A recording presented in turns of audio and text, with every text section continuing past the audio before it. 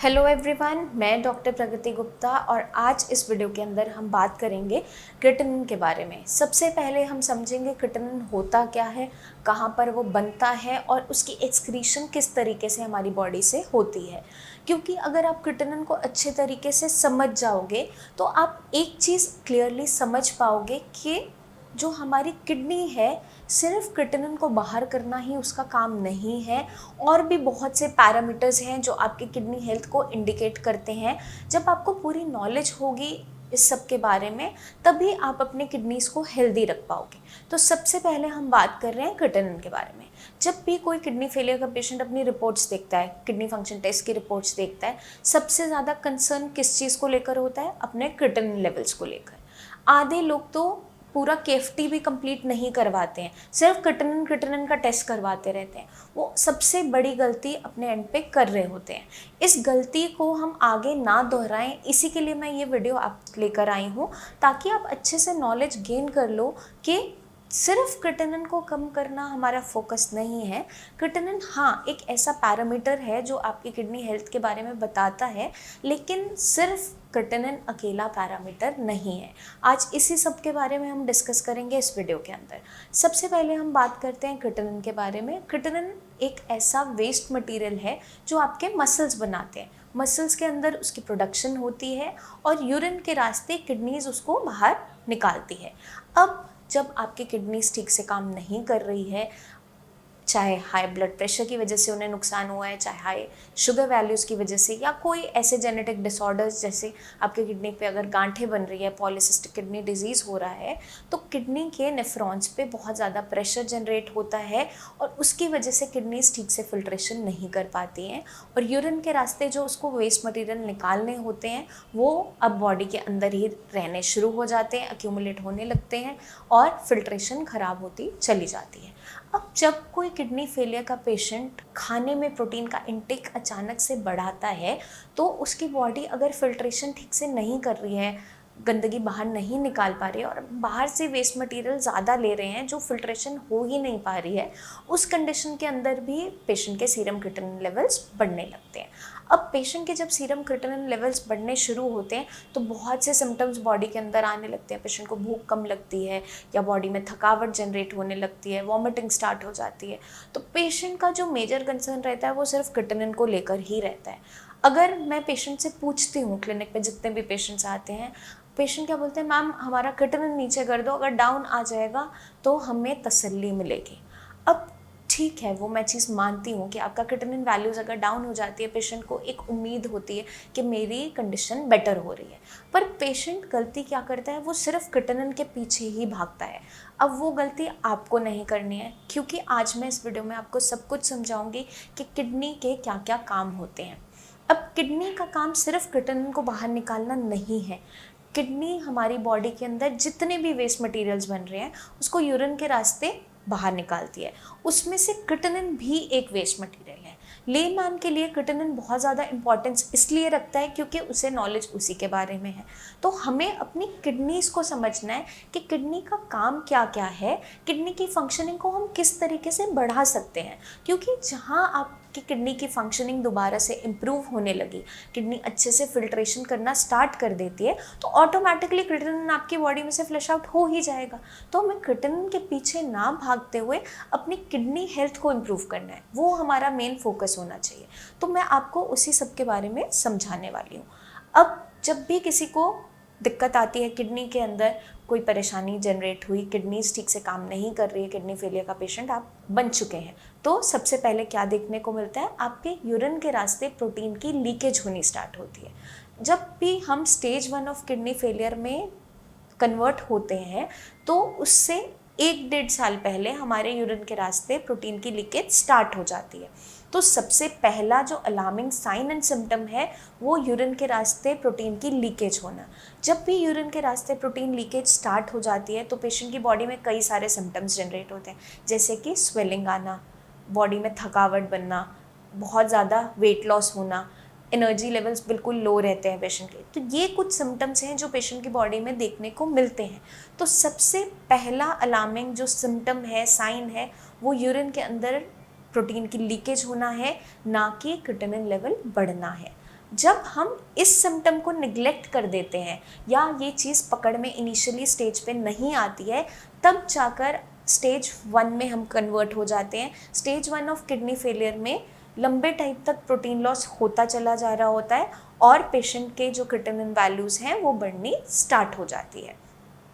अब जब धीरे धीरे क्रिएटिनिन वैल्यूज़ बढ़नी स्टार्ट होती है, इनिशियली जब पेशेंट को ये मालूम चलता है कि यूरिन के रास्ते प्रोटीन की लीकेज हो रही है, अगर हम वहीं पे इस चीज़ को कर्व कर लेते हैं, वहीं पे इस कंडीशन को रोक लेते हैं, वहीं पे हमें एजुकेशन मिल जाती है, तो आगे चलकर हम बाकी स्टेजेस तक पहुंचते नहीं हैं। अब नॉर्मल जो क्रिएटिनिन वैल्यूज़ होती है वो होती है 0.6 टू 1.2 mg/dl, ये नॉर्मल वैल्यूज़ मानी जाती हैं। बाकी लैब टू लैब वेरी करती हैं। हर एक इंडिविजुअल में नॉर्मली ये वैल्यूज़ देखने को मिलती हैं क्रिएटिनिन की।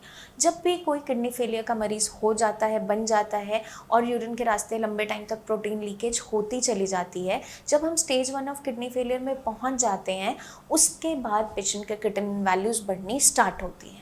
तो सबसे पहला स्टेप जो रोकने का है, जहाँ जिस स्टेज पे हम चीज़ों को रोक सकते हैं, वो होता है प्रोटीन लॉस। अब अगर हम इनिशियली प्रोटीन लॉस को ही रोक लेते हैं, वहाँ पर इस सिम्टम को दबा लेते हैं, इसको मैनेज कर लेते हैं, तो आगे चलकर हम किडनी फेलियर की बाकी स्टेजेस से बच जाते हैं। तो पेशेंट के माइंड में सिर्फ क्रिएटिनिन ना होकर उसकी किडनी हेल्थ को इम्प्रूव करने का मेन फोकस होना ज़रूरी है। तो जब भी पेशेंट की किडनीज पे इफ़ेक्ट आता है, अब पेशेंट की किडनीज ठीक से फिल्ट्रेशन नहीं कर पा रही है, अगर पेशेंट का मान लो बीपी बहुत तेज़ी से बढ़ रहा है, कंट्रोल नहीं हो पा रहा बहुत सी मेडिसिन लेने के बावजूद भी, तो यूरिन के रास्ते प्रोटीन की लीकेज अचानक से बढ़ जाती है। और जब यूरिन के रास्ते प्रोटीन की लीकेज बढ़ जाती है, वो क्या इंडिकेट करती है कि कितना इंटेंसिटी का लॉस हो रहा है आपकी किडनीज पे। तो इसलिए प्रोटीन लॉस को जज करना बहुत इम्पॉर्टेंट है। उसके लिए हम टेस्ट क्या करवाते हैं, आपका यूरिन रूटीन चेकअप करवाते हैं। तो आपको हर मंथ अपना यूरिन रूटीन का टेस्ट ज़रूर करवाना है। आप प्रोटीन स्ट्रिप्स भी खरीद सकते हो घर पे, उनके अंदर आप यूरिन और ग्लूकोज की मात्रा कितनी लीक हो रही है उसके बारे में हम पूरा टेस्ट कर सकते हैं। उसके बारे में हम डिस्कस करेंगे नेक्स्ट वीडियो में कि यूरिन प्रोटीन टेस्ट किया कैसे जाता है, वो मैं आपको सब कुछ डिटेल में समझाऊंगी। अगर आप स्ट्रिप पे नहीं भी कर पा रहे हो टेस्ट, तो आप यूरिन रूटीन अपना टेस्ट करवाओ। यूरिन का मॉर्निंग का फ्रेश सैंपल दो। फर्स्ट सैंपल देखते हुए उसमें देखा जाएगा कि प्रोटीन की लीकेज हो रही है नहीं हो रही है। जब भी पेशेंट साई संजीवनी में आता है, उनका हम ट्रीटमेंट स्टार्ट करते हैं, तो उनका यूरिन रूटीन टेस्ट के लिए ज़रूर उसको रिकमेंड किया जाता है, क्योंकि हमें उससे पता चलता है कि इस समय किडनी पे नुकसान हो रहा है नहीं हो रहा है, अगर हो रहा है तो कितना इंटेंसिटी का नुकसान हो रहा है। वो आपका कैसे पता चलता है, यूरिन के अंदर जब भी हम प्रोटीन टेस्ट करते हैं तो कई तरीके से उसमें आता है। या तो बिल्कुल नील आता है, मतलब नॉर्मल कंडीशन है कि किडनी बिल्कुल स्टेबल कंडीशन में बनी हुई है। ट्रेसेस के फॉर्म में आता है, 1+ आता है, 2+ आता है, 3+ आता है, 4+ आता है। ये सारे के सारे क्या इंडिकेट करते हैं कि कितनी इंटेंसिटी में प्रोटीन लीकेज हो रहा है यूरिन के रास्ते। और जब हम ट्रीटमेंट शुरू करते हैं साई संजीवनी में, तो सिर्फ एक फोकस नहीं होता है कि क्रिएटिनिन को ही डाउन करना है। क्रिएटिनिन को डाउन करते हुए आपके किडनी की फंक्शनिंग को बढ़ाना होता है। ये मेन फोकस रहता है हमारे KFRT ट्रीटमेंट का। जब भी हम kidney function restoration treatment start करते हैं, उसके अंदर मेन फोकस क्या होता है कि आपकी किडनी की हेल्थ को इम्प्रूव किया जाए, किडनी की फंक्शनिंग को बढ़ाना है। क्योंकि अगर किडनी की फंक्शनिंग इम्प्रूव होनी स्टार्ट हो गई तो ऑटोमेटिकली वो यूरिन के रास्ते सारी गंदगी को फ्लश आउट करना स्टार्ट कर देगी, तो आपका क्रिएटिनिन वैल्यूज़ भी डाउन होती चले जाएगी। अक्सर पेशेंट गलती क्या कर रहा होता है, पेशेंट क्रिएटिनिन वैल्यूज़ को बिल्कुल डाउन करने के चक्कर में खाना पीना छोड़ देता है, डर के मारे खाना खा रहा होता है, या तो बिल्कुल खाना खाना बंद कर देता है, या फिर गिनी चुनी कुछ ही चीज़ें खा रहा होता है। अब हमें क्या ध्यान रखना है, हमें प्रोटीन का इंटेक लिमिटेड अमाउंट में रखना होता है या फिर बिल्कुल कर्व करना होता है, वो हम डिसाइड करते हैं पेशेंट की रिपोर्ट्स देख के। तो आपको रैंडमली कुछ भी फॉलो नहीं करना है। अपनी रिपोर्ट्स आप पहले नीचे दिए हुए नंबर्स पर हमें सेंड कीजिए। आपकी कंडीशन को जज करते हुए हम बताएंगे आपको प्रोटीन लेने की ज़रूरत है या नहीं है। और उसमें भी प्रोटीन जो दिया जाता है वो लाइट प्रोटीन दिया जाता है, जो आपकी बॉडी इजीली एब्जॉर्ब करे और वेस्ट मटेरियल कम बनाए। दो तरीकों से हम क्रिएटिनिन वैल्यूज़ को मैनेज कर सकते हैं। एक तरीका है किडनी की फंक्शनिंग को इम्प्रूव करना, जो हम KFRT ट्रीटमेंट से करते हैं, और दूसरा तरीका है प्रोटीन इंटेक को कम करना। बॉडी में अगर हम प्रोटीन ज़्यादा नहीं ले रहे हैं तो ऑटोमेटिकली आपके जो मसल्स हैं वो पहले जो आपका क्रिएटिनिन बना रहे हैं, फिल्ट्रेशन नहीं हो पा रही है जिसकी, और ज़्यादा हम वेस्ट मटेरियल बॉडी में नहीं डालते हैं, प्रोटीन को कम करते जाते हैं इंटेक को, ताकि आपकी बॉडी को मौका मिले अपनी किडनीज़ को हेल्थ को इम्प्रूव करने का और किडनी पे एक्स्ट्रा लोड ना आ जाए। इसलिए सबसे पहले प्रोटीन इंटेक बंद करवाया जाता है पेशेंट का। लेकिन प्रोटीन बहुत लंबे टाइम तक ना लेने से कुछ साइड इफ़ेक्ट्स भी देखने को मिलते हैं, कुछ कॉम्प्लिकेशंस जनरेट होने लगती है। इसलिए हमेशा मैं एडवाइस करती हूँ कि आपको अपनी कंडीशन को एग्जामिन करवाने के बाद, एडवाइस डॉक्टर से लेने के बाद ही प्रोटीन बंद करना है, या कितना लेना है, कितनी अमाउंट में लेना है, कितनी ज़रूरत है, किस टाइप ऑफ प्रोटीन लेना है, वो जज किया जाता है। रैंडमली आप कुछ भी फॉलो नहीं करेंगे, जिसकी गलती से बहुत सी कॉम्प्लिकेशंस पेशेंट झेल रहा होता है। अगर पेशेंट की बॉडी में स्ट्रेंथ ठीक बनी हुई है, पेशेंट का बॉडी वेट उसकी हाइट के हिसाब से अप्रोप्रिएट है, पेशेंट की बॉडी में बहुत ज़्यादा वीकनेस नहीं है, कुछ सिम्टम्स पेशेंट फेस कर रहा है लेकिन स्ट्रेंथ फिर भी बनी हुई है, उस कंडीशन के अंदर आपके अगर क्रिएटिनिन वैल्यूज़ हायर साइड है, 6 से ऊपर जा रही है, 5, 6, 7 इसके अराउंड बनी हुई है, तो आप कुछ दिन अपना प्रोटीन इंटेक बंद कर सकते हो। अब अगर आप प्रोटीन इंटेक कुछ दिन नहीं करोगे और हम वहाँ से किडनीज़ को बूस्ट कर रहे हैं, किडनी की फंक्शनिंग को बढ़ा रहे हैं, तो ऑटोमेटिकली आपकी बॉडी के अंदर वेस्ट मटेरियल की कलेक्शन कम होती चले जाएगी।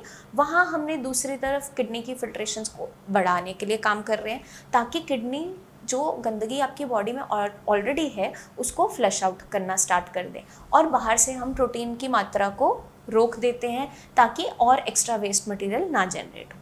तो ये उस कंडीशन में ही करना पॉसिबल होता है जहाँ पेशेंट की बॉडी में स्ट्रेंथ है, यूरिन के रास्ते प्रोटीन लीकेज बहुत ज़्यादा नहीं हो रही है, माइनर हो रही है, ट्रेसेस के फॉर्म में हो रही है, 1+ हो रही है, वहाँ पे हम कुछ टाइम के लिए प्रोटीन का इंटेक कम कर सकते हैं, बंद कर सकते हैं। जहाँ पेशेंट की बॉडी में स्ट्रेंथ बिल्कुल नहीं है, पेशेंट का बहुत ड्रास्टिक वेट लॉस हुआ है, मान लीजिए 10-20 किलो बहुत कुछ समय में ही 6-8 महीने में डाउन हो गया है, पेशेंट को बेड से उठने में परेशानी हो रही है, बहुत ज़्यादा कमज़ोरी महसूस कर रहा है, और पेशेंट की बॉडी में बहुत ज़्यादा स्वेलिंग आई हुई है, उस कंडीशन के अंदर पेशेंट का जब हम यूरिन रूटीन टेस्ट करवाते हैं, अगर प्रोटीन की लीकेज बहुत हैवी है, 3+ 4+ प्रोटीन लॉस जा रहा है, और पेशेंट का हम ब्लड टेस्ट जब करवाते हैं, उसका किडनी फंक्शन टेस्ट करवाते हैं, उसके अंदर एक वैल्यूज़ होती है सीरम एल्बुमिन, सीरम ग्लोबुलिन और टोटल प्रोटीन, कि आपके ब्लड के अंदर प्रोटीन कितना है, उसको भी साथ में हम टेस्ट करवाते हैं। अगर आपकी वैल्यूज़ टोटल प्रोटीन ब्लड के अंदर कम है, आपके एल्बुमिन लेवल्स कम है, आपका ग्लोबुलिन कम है, उस कंडीशन के अंदर प्रोटीन डेफिशिएंसी की वजह से पेशेंट में बॉडी में स्वेलिंग जनरेट हो रही होती है। उस कंडीशन के अंदर हमें पेशेंट को लाइट प्रोटीन देना ही पड़ता है, चाहे पेशेंट के क्रिएटिनिन वैल्यूज़ 6, 7, 8, 9, 10 कुछ भी क्यों ना हो, क्योंकि हमें पेशेंट की बॉडी में आ रही कॉम्प्लिकेशन को भी रोकना है।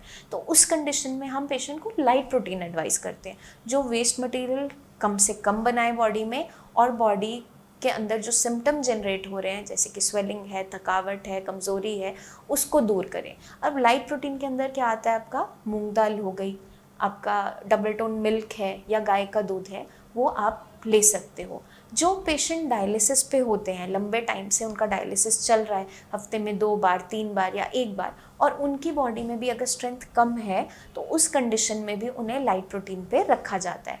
तो आई होप आप समझ गए होंगे किस कंडीशन में आपको प्रोटीन लेना है, नहीं लेना है, और किस टाइप का प्रोटीन लेना है। बाकी अगर आपके माइंड में फिर भी कोई डाउट्स रह जाए तो आप नीचे दिए हुए नंबर्स पर हमें अपनी रिपोर्ट्स व्हाट्सएप कीजिए। आपकी रिपोर्ट्स को पूरा असेस करते हुए, एग्जामिन करते हुए, आपसे कुछ क्वेश्चनिंग करते हुए हम आपका ट्रीटमेंट जो पूरा प्लान है वो डिसाइड करेंगे। आपकी डाइट आपको एडवाइस की जाती है कि आपको लाइट प्रोटीन लेना है, नहीं लेना है, किस तरीके की डाइट आपको फॉलो करनी है, क्योंकि अक्सर पेशेंट गलती क्या कर रहा होता है, वो पेशेंट भी अपना प्रोटीन बंद कर चुका होता है जिसकी बॉडी में बहुत ज़्यादा कमज़ोरी हो रही होती है। उसकी वजह से पेशेंट की बॉडी में बिल्कुल भी स्ट्रेंथ नहीं रह जाती है, और जैसे ही पेशेंट का क्रिएटिनिन लेवल जंप करने लगता है और वो डायलिसिस पे जाता है, उसकी बॉडी में ताकत ही नहीं होती है उस डायलिसिस को भी सहन करने की। तो हमें अपनी कंडीशन को समझते हुए प्रोटीन का इंटेक करना है नहीं करना है उसके बारे में डिसाइड करना हो। तो आप सबसे पहले हमें अपनी रिपोर्ट भेजिए, या क्लिनिक आकर आप मुझसे भी मिल सकते हैं। अपनी रिपोर्ट्स को पूरा असेस करवाते हुए आपका डाइट चार्ट दिया जाता है आपको। और किडनी की फंक्शनिंग को जैसे जैसे हम इम्प्रूव करते जाते हैं, ऑटोमेटिकली यूरिन के रास्ते आपकी जो भी टॉक्सिन्स हैं वो फ्लश आउट होने स्टार्ट हो जाते हैं। तो हमें सिर्फ क्रिएटिनिन के पीछे नहीं भागना है, हमें किडनी की फंक्शनिंग को इम्प्रूव करना मेजर फोकस होना चाहिए। तो हमें, अगर आपका बीपी बढ़ा हुआ रहता है, बीपी और शुगर की मॉनिटरिंग आप अच्छे तरीके से करो, डेली चार्ट बनाओ, लिखो।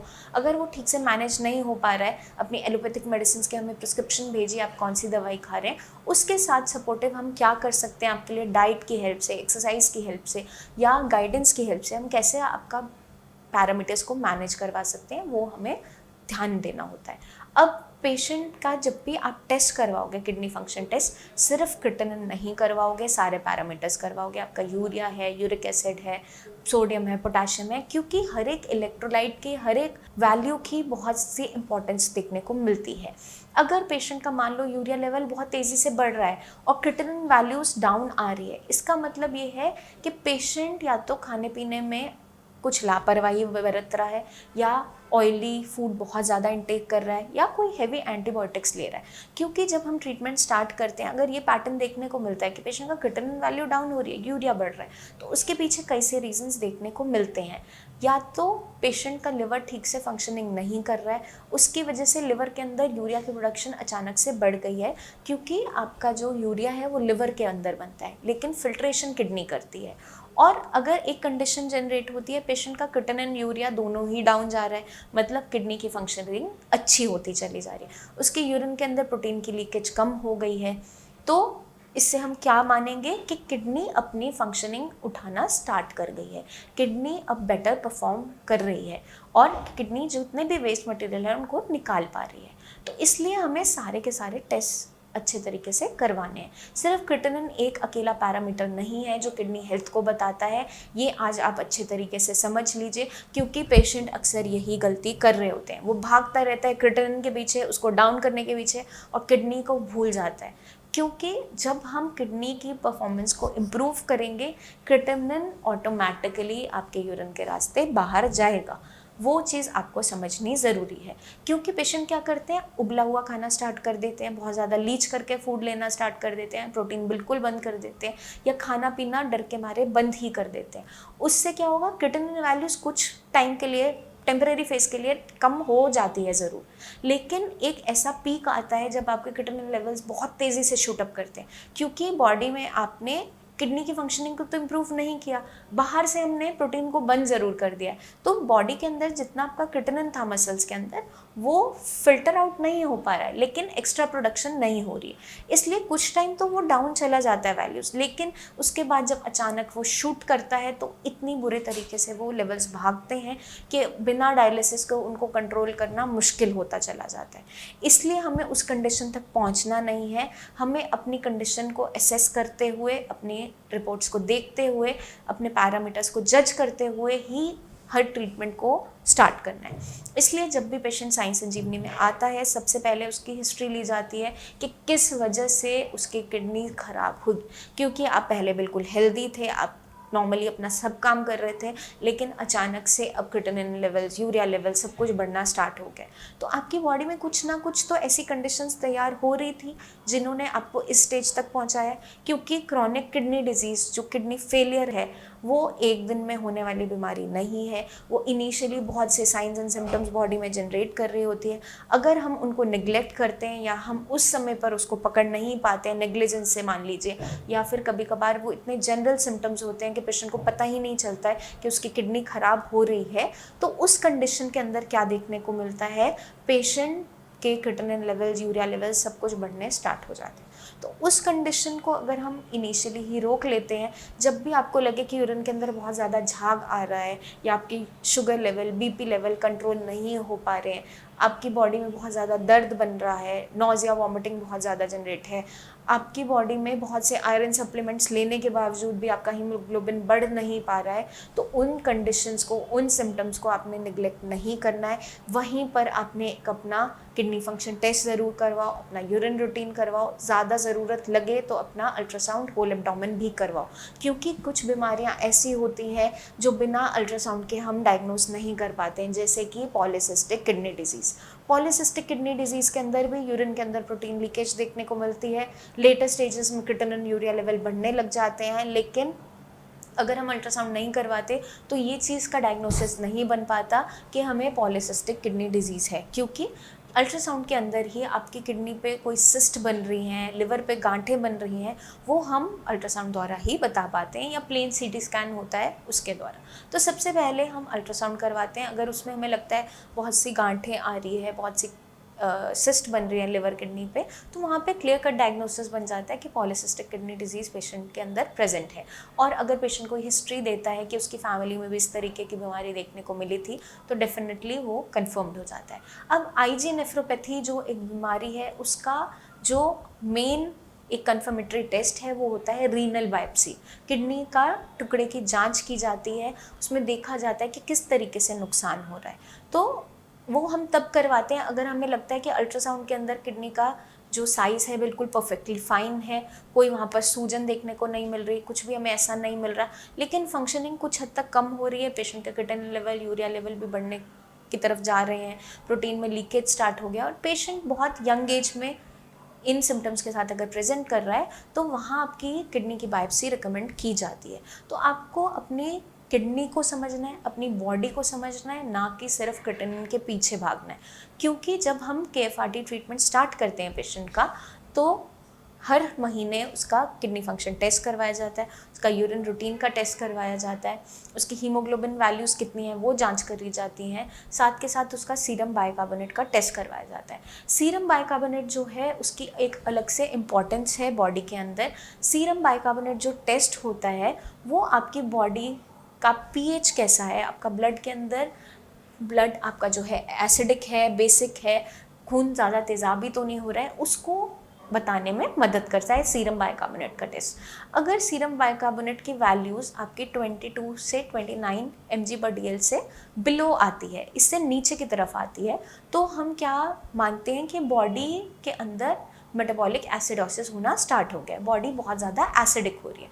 अब जब बॉडी बहुत ज़्यादा एसिडिक होनी स्टार्ट होती है तो कई सारे सिम्टम्स पेशेंट की बॉडी में देखने को मिलते हैं। पेशेंट के यूरिया क्रिएटिनिन लेवल्स तो जंप करते ही करते हैं, कभी कभार पेशेंट की बॉडी में वॉमिटिंग है, नोजिया है, लूज मोशन होना, ये सिम्टम्स भी देखने को मिल जाते हैं। तो इसलिए हमें ये सारे के सारे टेस्ट करवाने ज़रूरी होते हैं ताकि हम किडनी की हेल्थ को जज कर सकें। सिर्फ क्रिएटिनिन टेस्ट करवाने से किडनी की हेल्थ के बारे में पूरी नॉलेज नहीं मिल पाती, क्योंकि वो सिंगल एक पैरामीटर है जो हमें बस यही बता रहा है कि क्रिएटिनिन यूरिन के रास्ते फ्लश आउट कितना हो पा रहा है, नहीं हो पा रहा है। तो इसलिए आपने हमेशा कंप्लीट टेस्ट करवाने हैं, क्योंकि कभी कभार क्या होता है, आप पिछली अपनी रिपोर्ट KFT उठाओगे और नेक्स्ट उठाओगे, उसमें आप कंपेयर करना सीखो। अगर आपके क्रिएटिनिन और यूरिया लेवल्स दोनों अच्छे तरीके से डाउन जा रहे हैं पिछली रिपोर्ट से, या उतने ही स्टेबल बने हुए हैं, तो मतलब किडनी की परफॉर्मेंस इंप्रूव हो रही है। अगर आपका यूरिया लेवल डाउन है और क्रिएटिनिन अप जा रहा है, क्योंकि आजकल ज़्यादातर पेशेंट के साथ ये देखने को मिल रहा है पैटर्न, अब यूरिया तो लेवल पिछली रिपोर्ट से डाउन है, क्रिएटिनिन ऊपर की तरफ गया हुआ है, उसके पीछे बहुत से एक्सटर्नल फैक्टर्स हो सकते हैं। पेशेंट की बॉडी में फीवर आना, बॉडी के अंदर दर्द होना, या पेशेंट ने बहुत ज़्यादा ट्रैवलिंग की है, एक्सर्शन वाला काम किया है, सर्दी खांसी जुकाम बनाए, या फिर कोविड की वैक्सीन लगाई है। क्योंकि जितने भी पेशेंट कोविड की वैक्सीन लगवा रहे हैं, 1-2 दिन के लिए माइल्ड फीवर बॉडी एक देखने को मिलता है, तो उससे आपने घबराना नहीं है, वो टेम्परेरी फेज़ है। अपनी वैक्सीनेशन ज़रूर करवानी है, क्योंकि अचानक से कोविड के केसेस बहुत तेज़ी से बढ़ रहे हैं, उससे आपको सेफ़ रहने के लिए वैक्सीन लगवाना ज़रूरी है। बट अगर उस टेम्परेरी फेज़ के लिए आपका क्रिएटिनिन जंप कर रहा है और यूरिया डाउन आ रहा है, तो हमें पता चल जाता है कि ये एक्सटर्नल फैक्टर की वजह से हुआ है। तो जब आप कंप्लीट अपना टेस्ट करवाओगे, तभी तो उस पैरामीटर को आप अच्छे तरीके से जज कर पाओगे, उसको साथ में कंपेयर कर पाओगे, क्योंकि आपको पता चलेगा कि क्या हो रहा है। उससे हमें क्या पता चलता है कि किडनी की परफॉर्मेंस पे दिक्कत नहीं आई है, किडनी अपना फंक्शनिंग उठाना स्टार्ट कर गई है, लेकिन किसी ना किसी एक्सटर्नल फैक्टर से हमारा क्रिएटिनिन लेवल जंप किया है, तो उसको हम उस तरीके से मैनेज कर पाते हैं। इसलिए पूरी नॉलेज होना ज़रूरी है अपनी किडनी के बारे में, किडनी की फंक्शनिंग के बारे में, क्योंकि किडनी सिर्फ क्रिएटिनिन को बाहर ही नहीं निकालती है बॉडी से, बाकी सारे टॉक्सिन्स को बाहर निकालना भी उसका काम है। बॉडी के अंदर अच्छे तरीके से ब्लड की वैल्यूज़ को मेंटेन करना उसका काम है, आपका हीमोग्लोबिन की वैल्यूज़ को मेंटेन करना काम है, क्योंकि किडनी एक हार्मोन बनाती है एरिथ्रोपोइटिन, जो मदद करता है आगे ब्लड फॉर्मेशन को करवाने में। तो जब भी पेशेंट का हीमोग्लोबिन फॉल कर रहा है, आयरन सप्लीमेंट्स लेने के बावजूद भी बढ़ नहीं पा रहा है, तो उस कंडीशन में हमें इरिथ्रोपोइटिन की सप्लीमेंटेशन इंजेक्टेबल्स के फॉर्म में बाहर से देनी ज़रूरी होती है। इसलिए अगर आपको पता होगा कि मेरी किडनी की परफॉर्मेंस कैसी है, रिपोर्ट्स की हेल्प से, गाइडेंस की हेल्प से, तभी आप उसको आगे हेल्दी रखने में सक्षम हो पाओगे। क्योंकि आपको अगर पता ही नहीं है कि किडनी की परफॉर्मेंस पे दिक्कत आ रही है, आप सिर्फ क्रिएटिनिन के पीछे ही भागते चले जा रहे हो, तो उस कंडीशन में वो गलती आपको अब नहीं करनी है। आई होप ये वीडियो आपको मदद करेगी क्रिएटिनिन को समझने में, किडनी हेल्थ को समझने में, अपनी बॉडी को समझने में, क्योंकि जो गलती कुछ पेशेंट्स कर रहे होते हैं, मैं नहीं चाहूँगी कि अब आप करो। क्योंकि अगर आप अपनी किडनीज़ को हेल्दी रखना चाहते हो, उनकी परफॉर्मेंस को इम्प्रूव करना चाहते हो, उनकी फिल्ट्रेशन को बढ़ाना चाहते हो, तो हमें कुछ चीज़ों का खास ध्यान रखना है। आपको अपनी डाइट को अच्छे तरीके से मेंटेन करना है, आपको मेडिसिन जो प्रिस्क्राइब करते हैं उसको आपको टाइमली लेना होता है, अपनी बीपी शुगर की मेंटेनेंस ज़रूर करनी है, क्योंकि जब तक आप रीज़न को हटाओगे नहीं जिसकी वजह से किडनीज़ ख़राब हो रही हैं, तब तक पूरी तरीके से इस बीमारी की मैनेजमेंट नहीं हो पाती। क्योंकि किडनी फेलियर जो बीमारी है, उसके अंदर पेशेंट की बॉडी में बहुत सी कॉम्प्लिकेशन साथ में जुड़कर आ जाती हैं। पेशेंट की बॉडी में थकावट होना, स्वेलिंग होना, कमज़ोरी जनरेट होना, तो हमें उस चीज़ को आगे ना वो बढ़े, हमें फर्स्ट स्टेप पे ही उसको रोक लेना है। तो जहाँ हमें शुरुआत में ही लगता है कि आपका बीपी की वैल्यूज़ बढ़ रही है, आपके शुगर लेवल्स बढ़ रहे हैं, आपके यूरिन के अंदर झाग आ रहा है, तो वहीं पे सतर्क होना ज़रूरी है। अपना यूरिन रूटीन का टेस्ट ज़रूर करवाओ, उसमें अगर प्रोटीन की लीकेज आ रही है तो वो इंडिकेट करती है कि इस समय किडनी पे डैमेज हो रहा है। तो आई होप ये वीडियो मदद करेगी आपको अपनी किडनीज़ को बेटर तरीके से समझने में। जल्दी ही मिलेंगे हम नेक्स्ट वीडियोज़ में, जिसमें मैं लेकर आऊँगी बहुत सी टिप्स जो मदद करेंगी आपकी किडनी हेल्थ को इम्प्रूव करने में। तब तक के लिए आप अपना खास ध्यान रखिए। Take care.